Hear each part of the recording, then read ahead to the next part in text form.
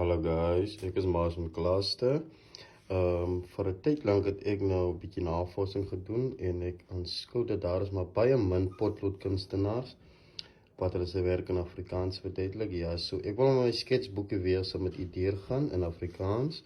Ja, dit is maar 'n ou oom wat ek geteken het waar ek nou maar so 'n bietjie meer potlode gebruik het. In die verlede het ek maar net een potlood gebruik. Jy het nie veel geweet van kuns nie, maar hy het geteken met een potlood, het reg gekom met dit. Maar kon nie baie layers opgesit het nie, so ja, ek wil maar net 'n sketsboek toe doen.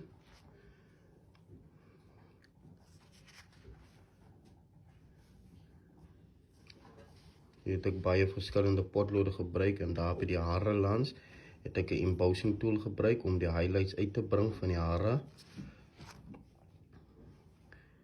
En hier het ek ook maar verskillende potlode gebruik om layers op te sit.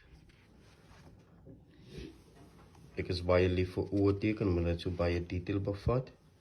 Ja, hier het ek maar met charcoal potlode gebruik.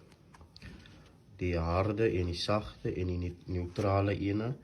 Hier het ek 'n bietjie graphite en charcoal gemeng om die details uit te bring en so. Hierdie is absoluut net charcoal. Die volgende is ook charcoal. Die is ook maar op 2-3 potlode wat ek gebruik het.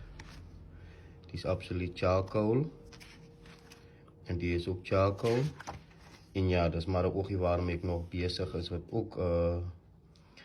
ek ook besig is om te doen met charcoal. So ja, guys, bye bye.